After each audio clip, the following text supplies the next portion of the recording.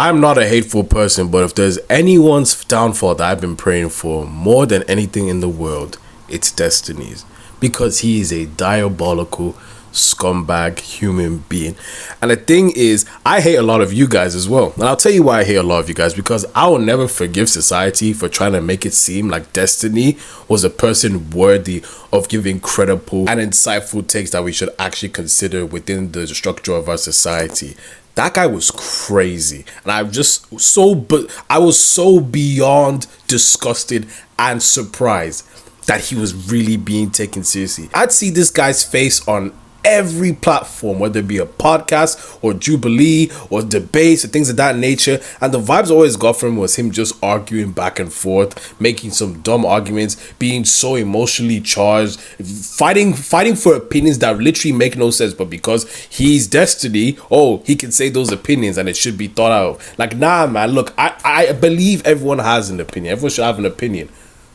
But if you have opinions like Destiny, then you need to go and do something to yourself, because I don't even understand. Like, this is the same guy that said that, if someone gets an abortion and the baby is not conscious, that baby or that human being, whatever it becomes, so long as it's not conscious, it can be used for like sexual purposes or whatever it is. Questions then. Would it be wrong to cause a healthy fetus to become permanently unconscious? No. Okay. So would it be wrong to cause this permanent unconsciousness to use, let's say you could keep growing the fetus into an older body, to use it for organ harvesting, maybe as a kind of sex doll even? As long as it never became conscious or didn't have the faculty? Never became conscious. Correct. Okay. Related question, but we'll circle back soon. What are your thoughts on fake child pornography using AI or virtual images? Fake child pornography. I'm not going to have a strong opinion on the action itself. It's going to be consequential in nature in terms of like the impacts of doing it. So say you create a bunch and people stop actually abusing children, I'd probably be in favor of it. Say you create a bunch and it leads to an increased harm of children, I'd probably be opposed to it. You have a practical objection, not an in principle objection. No, that wouldn't be like a no. Yeah. Mm-hmm. Okay. So then it circles back. So let's say we had people who took fetuses, made them permanently unconscious, and made them infant, toddler, or child sex dolls. So we have unconscious infants and toddlers. They were never conscious. They're used as child sex dolls. Your only objection to that practice would be if it caused more pedophilia among other conscious. Correct. Yeah, because I would say there's no person is being harmed there. Vlad, shut the fuck up with that shit. Okay. Like, what are we actually talking about right here? Like, what are we talking about? And he's also the same guy who was in an open relationship where he's just doing whatever, and he's trying to say that that's a model that all of us should go by and understand, because it makes the most sense, because he's Destiny. He decided it makes more sense. Next relationships that you get into will be open. Almost for sure, yeah. I still can't help believe what I mentioned the first time you came on the show, which was the standards for levels of attraction and love and intimacy are just lower for the people that have open relationships. The connections in monogamous relationships are way more shallow, because if that person is with anybody else, all of a sudden everything you feel about that person is like now held at risk. Do you love your child less if you have a second one? I don't think that's necessarily the same thing. It's kind of like asking, it's kind of like if you've got like a close friend, but then you've got other friends, like, well, why is that one friend not enough? Yeah. Because in life, sometimes variety is fun. Sometimes I want to be with a girl that's Hispanic or Asian. Sometimes I want to be with somebody that is marriage something is that's not slightly a friendship. I didn't say marriage was a friendship, but marriage to me isn't just about my going in her vagina. There's a lot of aspects to my marriage that I share with my wife that's really unique to my wife that I don't share with other people. My is just not one of those things. Is it going? That's why some people say that emotional cheating is also a thing in marriage. Sure, that's great. But I'm just saying that, like, there I think that there are some things. There's a level of closeness that's only appropriate between spouses. In your opinion, which is fine. But there are some things that are fun to explore sexually with other people that not everybody might like. There might be some people that are into certain things that, like, I'm not into, that she gets another guy. There might be some girls that are into certain things that they're into that she's not into. Like, so being able to explore sexually with other people is just a fun thing. I find it so interesting how all these degenerate conversations are all rooted in the exploration of sex, because in their mind, sexual discipline means that you're locked down, you're tied down. You can't explore that with just one partner. You have to go around and be undisciplined and explore that with every person in the world. Like, what type of nonsense is this? And they talk like it makes sense. At one side, yes, they know no better. But on the other side, if you know no better, stop talking like you know better. If you want to be single, go and explore people, that's your business. You're going to get the consequences of it, but I can't hold you to that. But when people start trying to bring that and normalize it in relationships or marriages, like Destiny does here, that's when it becomes a problem. Because now it's promoting that people should bring their baggage into relationships. Relationships are meant to be between two people, but instead people rather not heal from their past or not get over the fact that they have issues. And instead they try to gaslight people into believing that their way of being in a relationship while sleeping with loads of people is the right way and they should accept them. They want their cake and eat it too. And anyone who sticks in the middle is nothing but a punk. And now we are at this crossroad where Destiny has now been exposed for sharing people's sexual videos without their consent. And the common opinion online is that people are generally surprised that Destiny will do things like this. Like, literally, there's evidence proving that Destiny is a messed up human being. So why are people surprised that he's been exposed for this stuff? You feel me? I think it goes to a very weird extent where you are so obsessed with sex to the point that you have no boundaries. You know, like, you can enjoy sex. There's nothing wrong with enjoying sex. It just gets to a point now where as soon as you don't have boundaries in place, that's where it's messed up. And I think the thing that really made me put off Destiny is the fact that he never had any sexual boundaries. He was always advocating for the most diabolical, undisciplined things ever. And I believe, yes, you need to be disciplined with sex because there's STDs, there's human beings that can be created from that. There's mental health things that can come with sexual irresponsibility. And for Destiny to just say that it should be a free country and should be able to do whatever we want, that's not a good way to live life. Any content creator that's out there preaching to you that you should do whatever you want is a content creator you need to stay away from, because they have no bounds to the stupidity that they could come out of their mouth, because their stupidity will have no bounds. Like, they will say the most outrageous things and genuinely believe that's right, and because they have fans and followers that really ride or die for them, they're actually going to adopt this mindset. So I really think it's irresponsible when content creators have these kind of sick, wayward opinions, because they are actually influencing people who know no better and they follow in their footsteps. Because if their favorite content creator said it's okay, then it must be okay. We're just gonna trust them and run for it because our favorite content creator said so. Know when enough is enough.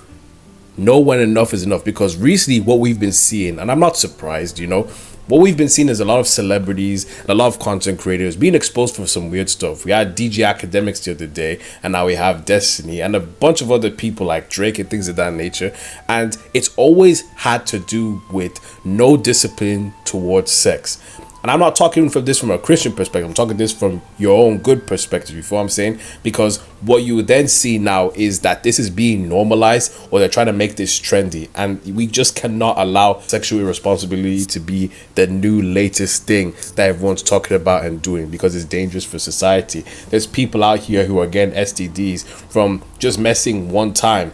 And unfortunately, that's what happens, and then they get an STD that's permanent. You know, we even have cases where people are saying herpes is such a normal thing now, and then people advocating for the most toxic and messed up relationships, or advocating for sleeping around with loads of people because they have no discipline, whatever it is. It's all too much. Like, where does the line get drawn? And for him to even say that thing that really stuck with me is the fact that he really tried to emphasize that messing around with an unconscious body should be okay for whatever person's sexual desires. Like, where is the morals? Where is the bound? Where is the line? Where is the calming of the self? My biggest advice to all of you, I mean, you guys don't have to listen to me, but my biggest advice to all of you is that as soon as you see that weird-ish, start counting the days of how long you start watching the content creator. I know a lot of you are ride or die with your favorite content creators. I know a lot of you are obsessed with their content. You like who they are, you feel what I'm saying? But you've got to make sure that they are a genuine person as well, because their bad habits could feed onto you, because you guys have that parasocial relationship. Because you feel like they're your friend, you could actually start adopting some weird ish. I think one person who's really managed to keep their credibility and morality in this industry is Dan TDM. I have to say shout out to Dan TDM, because my brother, he was obsessed with Dan TDM. Before we had, you know, watching him as well as my brother's watching him, and seeing how Dan TDM is to this day compared to how it was many years ago. He's been here for like a decade, and he's just been consistent with it. That's what we need on YouTube, and I'm just surprised that these kind of web content creators are not being banned. But then again, it's a business. Whoever gets the most views, that's what's trendy or whatever it is. But I use Dan TDM as an example of what a good content creator should look like, because you can be entertaining without being sick. You can be insightful without being sick. You can be a content creator without being sick. And that's the point I really need to emphasize into this. You can be a good content creator, a good person, without being a weirdo. And a lot of these content creators are just being weird nowadays. That's the weirdest part. Like, they just be that the only word I can use is weird. Especially knowing that kids watch YouTube a lot and they start adopting everything that these content creators preach and do. It kind of gets me a bit scared of what society is going to be like, because there's no denying that content creation / YouTube is like one of the biggest influences nowadays. You know, it's what impacts our lingo, it's what impacts how we live life nowadays, you know. So although yes, we have the real world and things of that nature, because these content creators have such a dominant force, we need to be very mindful of the content creators that we allow to blow up. Because it's one thing to hear things as a joke, but when it starts becoming a pattern and they start trying to normalize some weird ish, that's where we have to put them away. That ish belongs on Rumble, not on YouTube.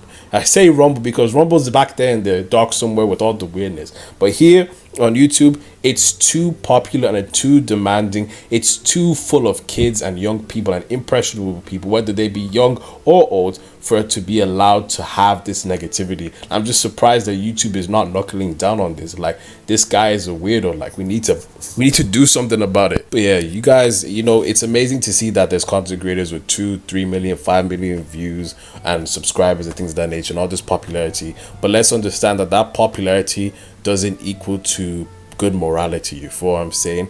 There are some dysfunctional people out here. There are some weird dysfunctional people that have things going on within themselves, and whilst they may be a good entertainer and a good person that you can watch and engage with online, doesn't mean they're a good content creator for you to adopt into your life. Because like I said, you could adopt their habits. You know, I think once people start to have that parasocial relationship with people online, they start to excuse a lot of their BS. And I start seeing that happening with Destiny. You know, a lot of people were normalizing the things Destiny was saying because he's a liberal and he's for being whatever and being free to do whatever. But I do believe that there should always be a line. No one who has never found that line has ever ended up in a good place.